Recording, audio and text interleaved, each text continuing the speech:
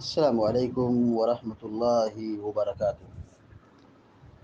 الحمد للہ رب العالمین والعاقبۃ للمتقین والصلاة والسلام علی اشرف الانبیاء والمرسلین نبینا محمد وعلی آلہ وصحبہ اجمعین وبعد۔ فاعوذ باللہ من الشیطان الرجیم، بسم اللہ الرحمن الرحیم۔ الحمد للہ رب العالمین الرحمن الرحیم مالک یوم الدین ایاک نعبد و ایاک نستعین اہدنا الصراط المستقیم۔ کل کے درس میں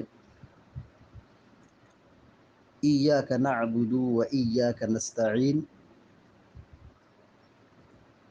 اس کی تفسیر بیان کی گئی تھی۔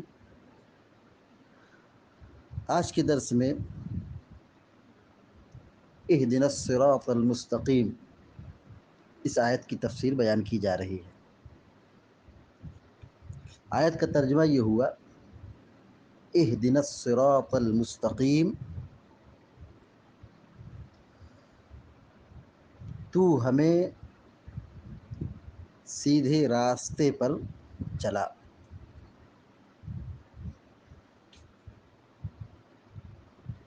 جب بندہ سورہ فاتحہ پڑھتا ہے اور ایاک نعبد و ایاک نستعین اس آیت کریمہ تک پہنچتا ہے تو اللہ تعالیٰ کہتا ہے، ھذا بینی و بین عبدی ولعبدی ما سأل، یہ میرے اور میرے بندے کے درمیان ہے، اور میرے بندے کے لیے وہ ساری چیزیں ہیں جو وہ سوال کرے۔ یعنی اللہ تبارک و تعالی بندوں کی دعاؤں کو قبول کرتا ہے۔ سورہ فاتحہ ایک بہت بڑی دعا ہے۔ جب بندہ کہتا ہے اہدنا الصراط المستقیم، اے اللہ تو مجھے سیدھے راستے پر چلا، سیدھے راستے پر مجھے توفیق دے یا مجھے چلا۔ اللہ رب العالمین کہتا ہے، مسلم شریف کی روایت ہے، ھذا لعبدی، یہ میرے بندے کے لیے ہے۔ یعنی وہ بندہ صراط مستقیم مانگ رہا ہے، ہدایت اور رب کی معرفت مانگ رہا ہے، جنت کا راستہ مانگ رہا ہے۔ اللہ رب العالمین کہتا ہے وَلِعَبْدِي مَا سَأَلَ، میرے بندے کے لیے وہی ہے جو وہ سوال کرے۔ تو اللہ تبارک و تعالی بندوں کی دعاؤں کو قبول کرتا ہے، اور سورہ فاتحہ یہ سب سے بڑی دعا ہے۔ یہاں پر صراط مستقیم، سیدھا راستہ،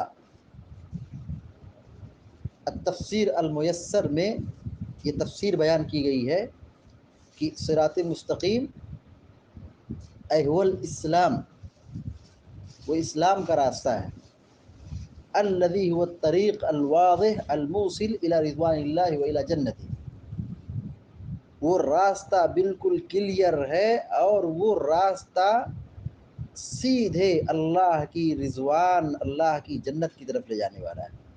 یہ وہی راستہ ہے جس کی رہنمائی تمام نبیوں نے اور بالخصوص ہمارے رسول نے کی ہے۔ فلا سبیل الی سعادت العبد الا بالاستقامت علیہ، بندے کی خوش نصیبی اور کامیابی اسی صورت میں ممکن ہے جب وہ اس راستے پر مکمل طور پر استقامت اختیار کرے۔ یعنی صراط مستقیم سے مراد کیا ہے؟ اسلام کا راستہ ہے، ایمان کا راستہ ہے جو جنت کی طرف لے جانے والا ہے۔ ایک تفسیر میں یہ بھی بات بیان کی گئی ہے کہ وہ الطریق الواضح الذی لا اعوجاج فیہ، وہ سیدھا راستہ جس میں کہیں کوئی کج روی نہیں ہے۔ یعنی اللہ رب العالمین نے جو دین ہمیں عطا کیا ہے، جو اسلام ہمیں عطا کیا ہے، جو شریعت ہمیں عطا کی ہے اس کی ساری تعلیمات بالکل سیدھی سادی ہے، اور جنت کا راستہ بالکل سیدھا ہے، اس میں کوئی ٹیڑھا پن کجروی نہیں ہے۔ یہ سورہ فاتحہ کا آخری حصہ چل رہا ہے، جیسا کہ ابھی بتایا گیا کہ یہ وہ صورت ہے جس کے بارے میں مفسرین اور اہل علم یہ کہتے ہیں کہ سب سے جامع دعا ہے۔ اس صورت کا دو پہلو ہے، دو حصہ ہے۔ پہلا حصہ ہے جس میں اللہ رب العالمین کی بڑی تعریف بیان کی گئی ہے، الحمدللہ رب العالمین الرحمن الرحیم مالک یوم الدین ایاک نعبد و ایاک نستعین، یہاں تک اللہ رب العالمین کی صرف تعریف ہے۔ سورہ فاتحہ کا دوسرا جو حصہ ہے، دوسرا جو پہلو ہے، وہ دعا پر ہے۔ بندہ اللہ رب العالمین کی خوب تعریف بیان کر رہا ہے، اور پھر تعریف کے بعد اللہ تعالیٰ سے دعا مانگ رہا ہے، اہدنا الصراط المستقیم، ہمیں سیدھے راستے پر چلا، ہم تیری ہی عبادت کرتے ہیں اور تجھ ہی سے مدد طلب کرتے ہیں۔ اور پھر اس کے بعد بندہ کہتا ہے، دعا کرتا ہے، اہدنا الصراط المستقیم۔ اللہ رب العالمین نے فرمایا سورہ فاتحہ کے اندر، بندہ کہتا ہے اہدنا الصراط المستقیم، اے اللہ تو ہمیں سیدھے راستے پر چلا۔ صراط مستقیم کے متعلق اہل علم نے کئی باتیں بیان فرمائی۔ عبداللہ بن مسعود رضی اللہ تعالیٰ عنہ فرماتے ہیں کہ یہاں صراط مستقیم سے مراد قرآن ہے۔ علی بن ابی طالب رضی اللہ تعالیٰ عنہ کہتے ہیں کہ الصراط المستقیم کتاب اللہ، سیدھا راستہ اللہ کی کتاب ہے۔ سعید بن جبیر رضی اللہ تعالیٰ عنہ کہتے ہیں کہ صراط مستقیم سے مراد جنت کا راستہ ہے، طریق الجنہ، جنت کا راستہ ہے۔ سہل بن عبداللہ رحمہ اللہ کہتے ہیں طریق السنہ والجماعہ، اہل سنت والجماعت کا راستہ ہے۔ بکر بن عبداللہ المزنی کہتے ہیں طریق الرسول صلی اللہ علیہ وسلم، صراط مستقیم سے مراد اللہ کے رسول کا راستہ ہے۔ ابو العالیہ اور حسن رحمہم اللہ کہتے ہیں کہ یہاں صراط مستقیم سے مراد رسول اللہ و آلہ و صاحبہ، اللہ کے رسول اور آپ کے آل اور اہل بیت اور حضرت ابوبکر صدیق عمر فاروق رضی اللہ تعالیٰ عنہ کا منہج ہے۔ تو سورہ فاتحہ میں اہدنا الصراط المستقیم یہاں سیدھے راستے کی توفیق مانگتا ہے، بندہ اللہ رب العالمین سے سیدھے راستے کی ہدایت کی دعا کرتا ہے، توفیق مانگتا ہے۔ جب بندے نے اللہ رب العالمین کی تعریف بیان کی، اللہ رب العالمین کی شروع میں خوب تعریف ہے، سورہ فاتحہ کے آغاز میں اللہ رب العالمین کی تعریف ہے، حمد و ثنا ہے، تو اللہ رب العالمین نے بندے کے لیے دعا کا معیار بنا دیا، بنیاد بنا دی، کہا وَلِعَبْدِي مَا سَأَلَ، وَلِعَبْدِي مَا سَأَلَ، میرے بندے کے لیے وہ ہے جو وہ سوال کرے، جو مجھ سے مانگے۔ ہدایت کی دو قسمیں ہوتی ہیں، ایک ہدایت بیانیہ اور ایک ہدایت توفیق۔ یہاں پر اہدنا الصراط المستقیم، سیدھے راستے پر چلا، ہدایت کی توفیق دے، یہاں ہدایت سے مراد توفیق ہے۔ ظاہر ہے اللہ رب العالمین جسے ہدایت نہ دے، دنیا کی کوئی چیز اسے ہدایت نہیں دے سکتی ہے۔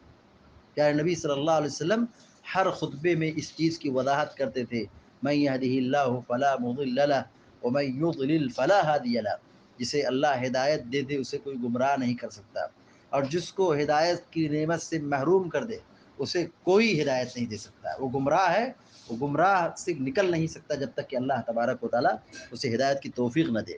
اسی لیے اہل جنت اللہ رب العالمین کی حمد و ثنا بیان کریں گے، اور اللہ رب العالمین نے فرمایا وَقَالُوا الْحَمْدُ لِلَّهِ الَّذِي هَدَانَا لِهَذَا وما كنا لنهتدي لولا ان هدانا اللہ.